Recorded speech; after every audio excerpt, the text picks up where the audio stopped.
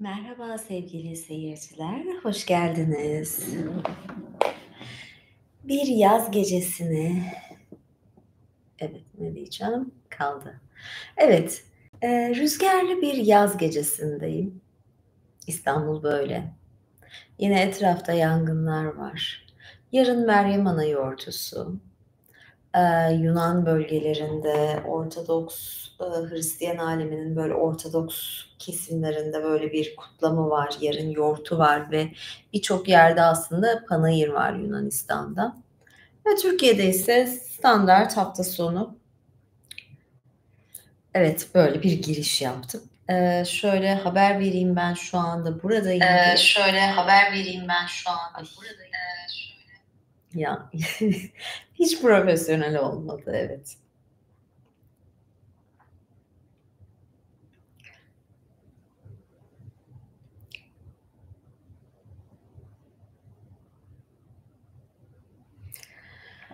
Şu anda YouTube'da canlı yayındayım. Bu linkteyim.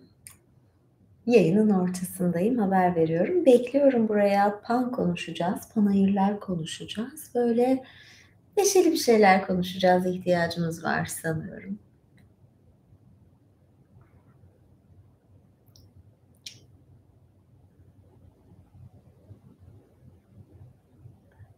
O yüzden çiçekli çiçekli giyindim ben bugün. Böyle panayır falan şeyine uysun diye. Şöyle bir şey olmuş. Şunu niye? Şöyle bir durum olmuş. Şimdi eskiden oralar pagan bölgesi. Yani böyle mitolojiler falan böyle bazı şeylere inanıyorlar kendilerine göre şeyleri var. Adetler falan. Daha sonra Hristiyanlık geliyor ama Hristiyanlık gelince de şey olmuyor. Yani o eski adetlerini sürdürmek istiyor halk. O zaman da ne yapıyorlar? Böyle ikisini birleştiriyorlar. Yani Hristiyanlığın bazı kurallarını kaynaştırıyorlar paganizmle. Böyle bir durum oluyor. Böylece Hristiyanlık daha popülerleşiyor. Çünkü zaten yaygın bir inanış var, pagan inanışı var.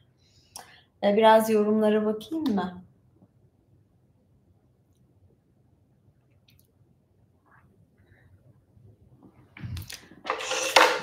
Ne yapayım? Kim yorumlara bakmak için?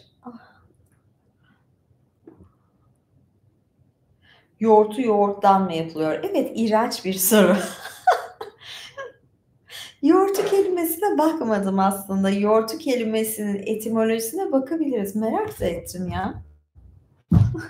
Yani. Ya geçen Silifke'de de yangınlar olunca bir hesap gördüm. Ne diyor? O yoğurt kalmadı artık diyordu zaten hesapta da. Yoğurtu etimoloji olarak yazayım.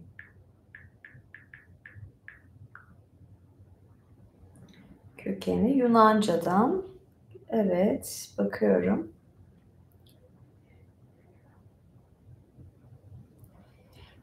Mesela Yunanca'daki yazılışı Yiorti.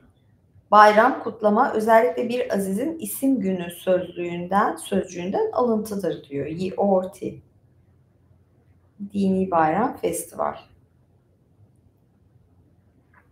Nihai kökeni eski Akdeniz ve Anadolu dili olmalıdır. İngilizce Hyacint, Fransızca Hyacint ama çok alakasız Latince yoluyla eski Yunanca'dan alınmıştır. Yani evet. Şimdi bakayım ben.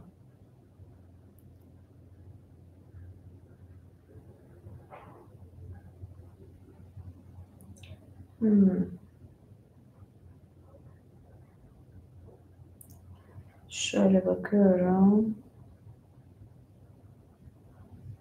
Yes, dangling. Mike Riggis haftaya bowling turnuvasında olacakmış. Çok üzgün katılamayacağım, ne yapacağım falan, ne yapacaksınız diyordu. Bunu da dangling yapamıyorum şu ayakkabıyı. Fazla sıkıştı. Çok fazla bağcığı var. Ben bu bağcıklarını kessem yeridir.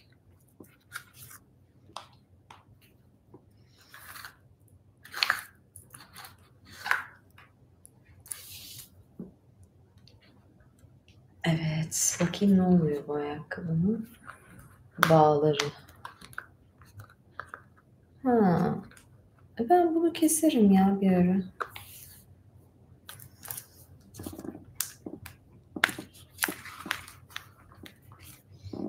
Evet.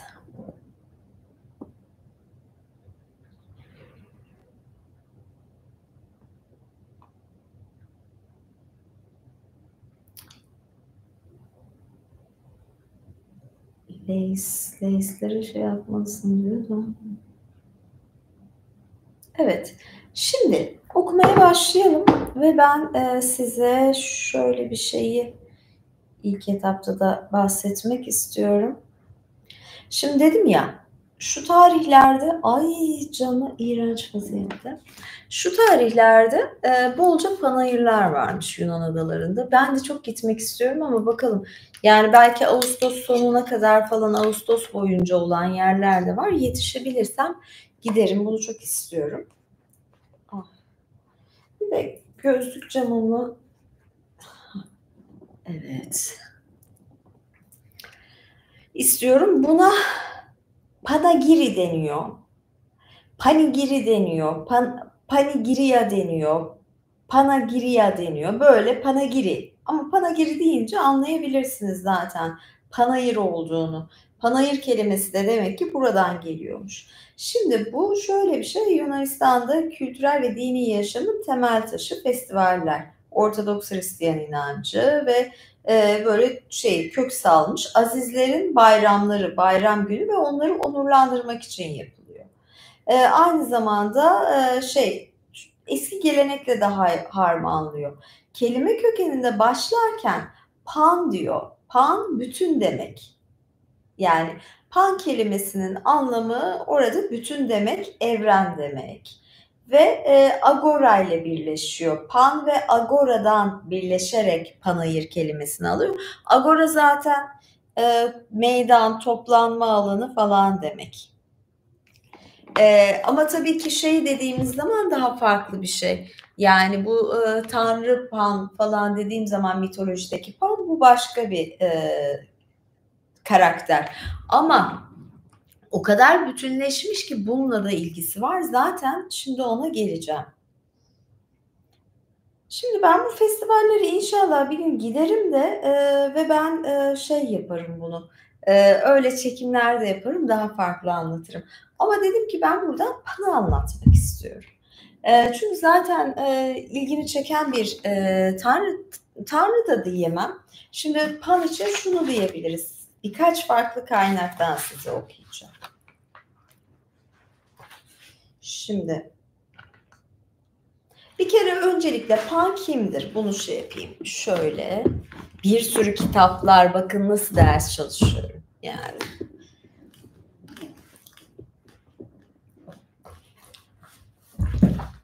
şimdi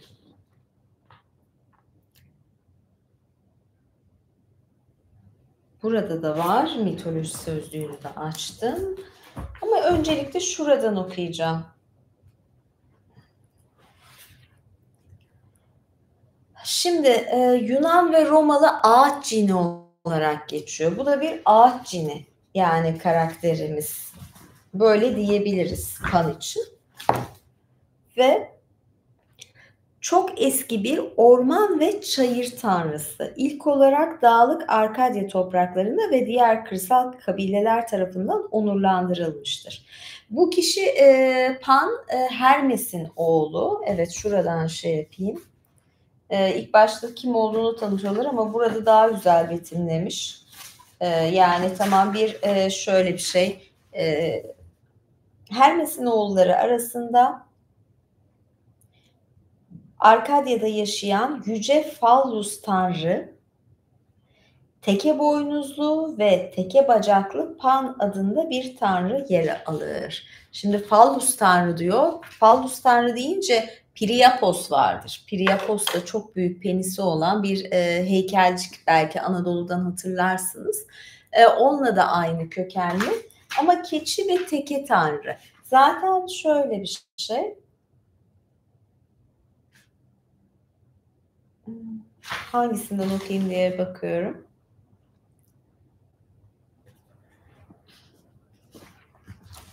Buradan okuyacağım. gözlükler, şeyler, kitaplar.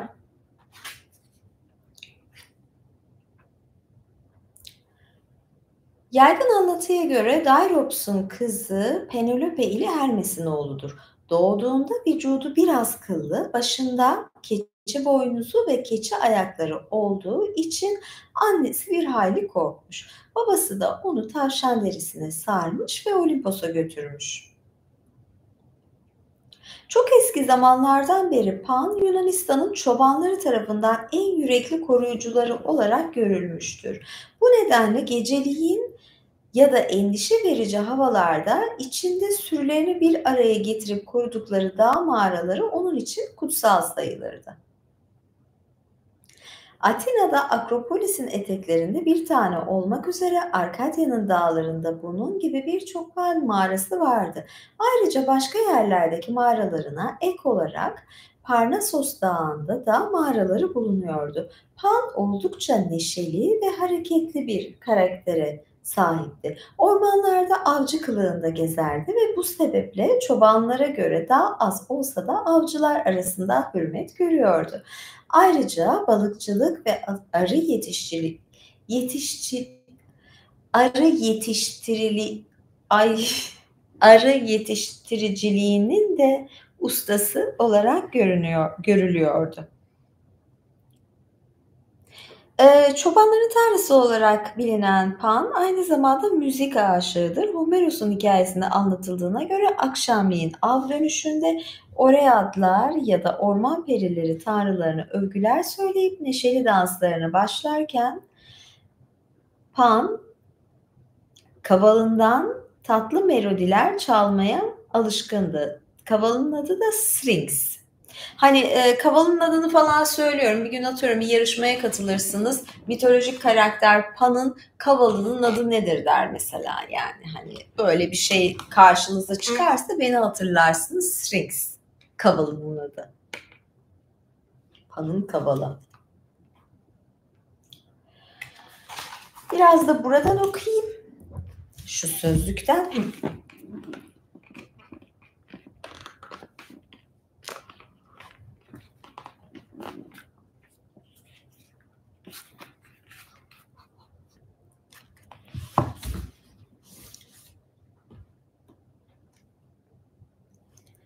Keçi ayaklı Pan, Hermes'in oğludur.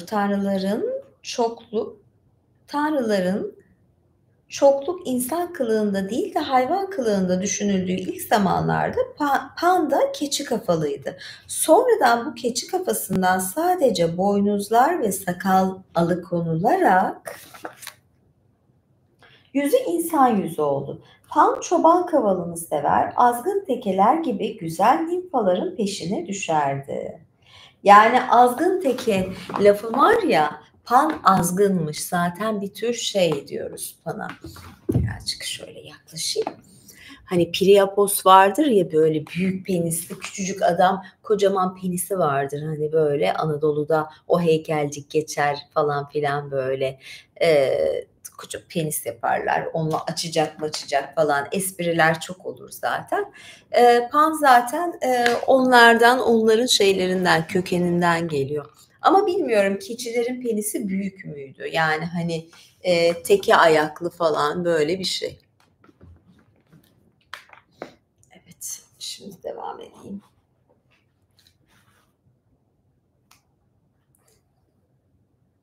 Pan çoban kavalını sever, azgın tekeler gibi güzel nimfaların peşine düşerdi. İnsanların, hayvanların uyuduğu kızgın, ıssız yaz geceleri öğlenlerinde birdenbire beklenmedik gürültüler koparır, dört bir yana panik korkular saçardı.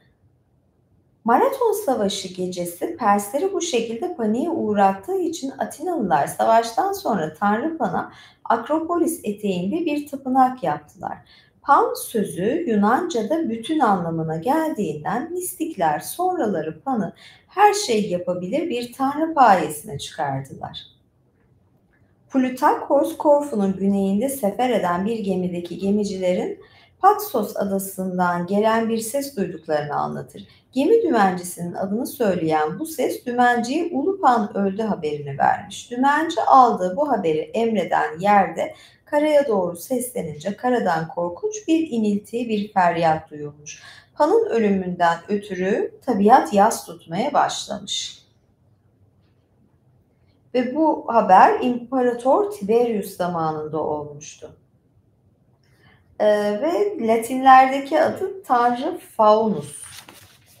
Şimdi buradan bir şey okudum ya, size asıl okuyacağım başka bir bölümden de bahsetmek istiyorum.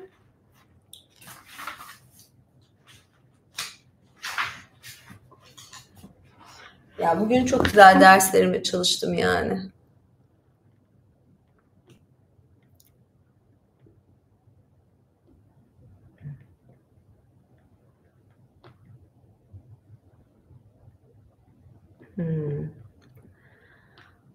Ay evet, neyse. Şimdi de bu kısımdan okuyayım, diğer kitaptan okuyacağım.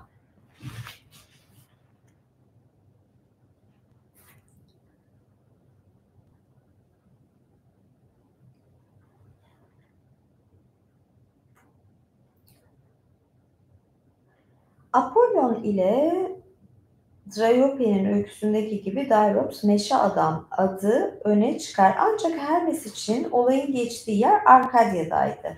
Hermes ölümlü efendisinin koyunlarını orada otlatıyordu ve bir nimfe ya da böyle de diyebiliriz. Dryops nimfesine aşık oldu. Sevgilisi Dryops'un bir insan olduğu kesin belirtilmiyordu ama görünüşe göre öyle olmalıydı. Dileği yerine geldi ve gürültü eden birlikte oluyorlar ve bir çocukları oluyor hemencecik. Dileği yerine geldi. Gürültü eden, gülen, keçi ayaklı ve boynuzlu, mucizevi bir çocuğu oldu.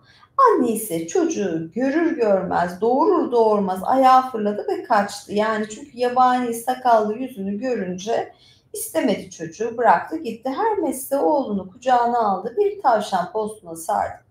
Hızla Olimpos'a taşıdı. Bunları anlatmıştım, okumuştum zaten. Ve bu ölümsüzler, tanrılar ve özellikle Dionysos bu çocuğu çok ilginç buluyorlar. Yani Pan'ı çok ilginç buluyorlar. Hoşlarına gidiyor. Böyle eğlenceli buluyorlar. Yani çocuğu eğlenceli buldukları için de ona Pan adını veriyorlar. Hepsi, bütün falan, evren demek. Pan dilimizde evren demekti ve Tanrı'nın adının kulağa aynı gelmesi dışında bununla ilgisi olmamasına rağmen bu sözcük sonradan evrenle bir tutuldu. Şu kısım ilginç. Diyor ki şimdi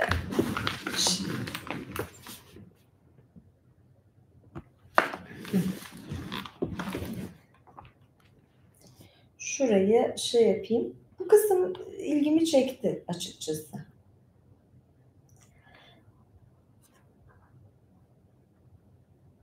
Bu Pan tanrıların en genç kuşağına aitti. Ancak daha Zeus'un mağarasında bir Pan mevcut olduysa Titanlar ya da Tayfonlara karşı ona yardım ettiyse ve Zeus ile Kalisto'nun oğlu Arkas'la birlikte bir Pan var olduysa akla her tanrı kuşağının kendi Pan'ına sahip olduğu gelmektedir. Yani bir evren demek ya, yani ve her tanrının bir Pan'ı var diye düşünülüyor. Ölü ozanımız ve mitoloğumuz Panları ikiye ayırıyordu. Zeus'un oğlu ve Arkas'ın ikiz kardeşi Pan ile Kronos'un oğlu Pan. Değişik panları ayırmak değişik adlarda da ifade ediliyordu. Babalarının adlarına göre Titanopan, Diopan, Hermopan ya da anne babası belirtilmek istemiyorsa Agigipan, Keçipan gibi. Dionysos'un mahiyetinde ya da vahşi doğadaki sahnelerin betimlerinde sadece büyük bir pan değil, biraz sonra sözü edilecek satirler gibi onlarla aynı roldeki küçük panlar da paniskoi ortaya çıkar. Önce kesinlikle çok sayıda olan satirlerle benzerlik başlangıçta belki bir ikiz kardeşin yanı sıra mevcut olan ve eril bir tanrı çiftin karanlık yarısını oluşturan tanrı Pan'ın parçalara ayrılmasına ve çoğalmasına katkıda bulunmuştur. Evet. Şu da var. Bu kısım da ilginç. Her zaman kötü niyetli olmayan karanlık ürkütücü, Fallus'a benzer bir tanrı. O elbette kötü niyetli de olabiliyordu. Hele öğle vakti uykusunda rahatsız edilirse.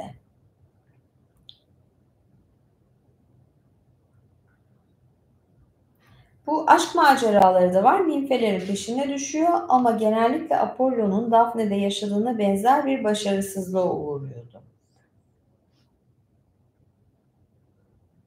Nimfe Pits bir çam ağacına, Syrinx kamış sapına dönüşüyor. Yani adamdan kaçmak için. Kıllı falan ya. Pan bu sapları bir araya getirerek Syrinx denilen çoban flütünü yaptı.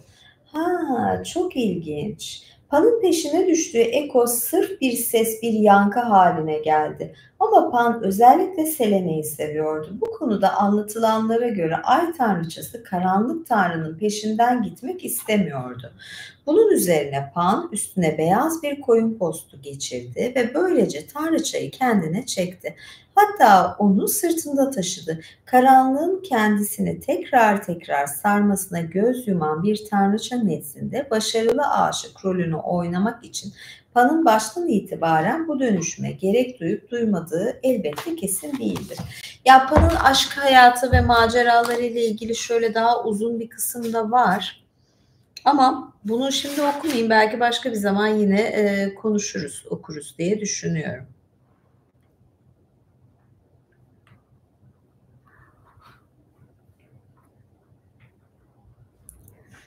Yani. Ama ilginç. Ya şeyle de bazen böyle çok şeytanla da birleştiriyorlar. Böyle hani oğlak, keçi falan deyince ama ben çok da şey yapmamak lazım. Yani kimisi kötü ve korkutucu olarak görüyor. Ama bence tam öyle değil. Yani müzik falan da var. Hermes'in oğlu yani niye o kadar kötü sayalım? Ben öyle saymıyorum. Ve panayırlarda da böyle müzikler var, eğlenceler falan var ya. O yüzden bence panayırlar da şey yapabilir. Bu kökenden geliyor. Evren ve bütün demek. Orada bütün oluyorlar ya.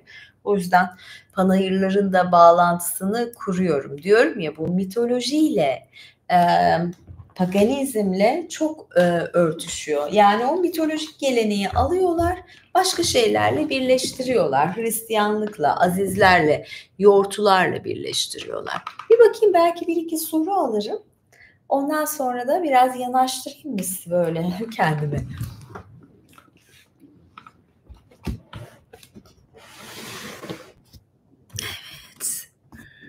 Evet.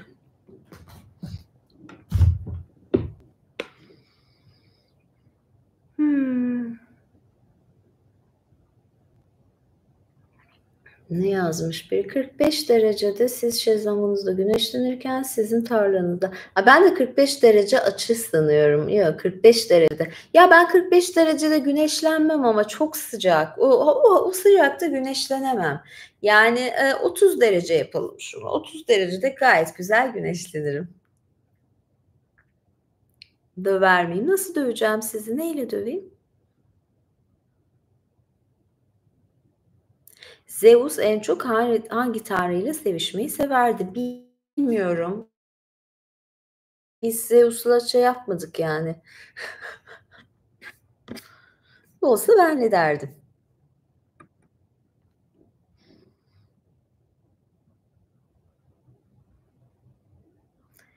Bir tahterevan blok. Ben de tahterevalli falan anladım. Tahterevan. Ya tahterevan yaptırmam lazım. Bir şey var mı acaba? Aranızda bir marangoz var mı? Bana bir tahterevan yapsın. Ya da biriniz bir marangoza ısmarlayın madem öyle diyorsunuz. Neden olmasın? Üyelerden seçerim 4 kişi. Taşırlar beni. Ayaklarımı suyla yıkıyorum yani. Herkesin yıkadığı gibi yani bir şeyi yıkamak için ben su kullanıyorum. Toprakla yapmıyorum. sorular yani değişik. Yani tahterevan da ilgimi çekti. Madem öyle ben kendime yaptıracak değilim ki yani madem ben, hani, kraliçeyim, madem öyle, siz bana bir tahterevan bulun. Taşıyacak da buluruz zaten. Fazlasıyla seçim yapmam gerekir hatta. Yayının sonunda öpücük istiyor.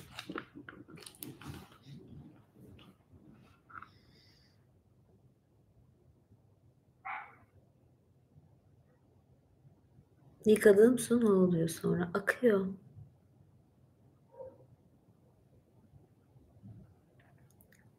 Hımm. Taşıyacak kişiyi nasıl seçerim? YouTube İmparator ve Patreon'dan seçerim. Yani bir seçme falan bir şey yapılır. Olabilir ama public bir yer olması lazım. Sizde o cesaret ve o şey var mı? Bir maske bir şey takılır ama.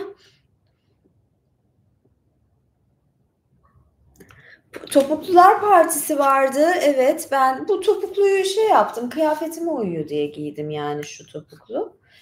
Bir topuklu partisi vardı da tabii, topukluları görüyoruz. Türkiye'de, topuklu Efe demişler. O topuk ne oldu gördük. Evet, ben yayını yavaş yavaş yani Türkiye'de siyaset maalesef böyle. Yayını bitiriyorum. Ufaktan ufağa. Son bir soru alayım. Hımm. Evet, şimdi birazdan yayınlara geçeceğim, üyelik yayınlarına. Yeni bir konuğum vardı. Size de bir son dakika göstereyim, belki ilginizi çeker. Ben bunu daha çok, bu konu, diğer yayınlarımda olacak ama, şimdi bir, kıdemli savaşçı yayını yapacağım. Ondan sonra ise bir imparator yayını yapacağım. İmparator yayınında, isim önerilerini isteyeceğim, rica edeceğim, ve ikna edici olurlarsa kendisi burada kucağımda. Bu beyefendiye bir isim vereceğiz. Pan. Pan mı desem? Pan çok kısa olur. Yani 2 isim alabilir. Bir ara böyle 2 tarz isim düşünüyorum. Detaylarını imparatorlarla konuşuruz. Evet, böyle bekliyorum yayına ve önerilerinizi bekliyorum kendisi için.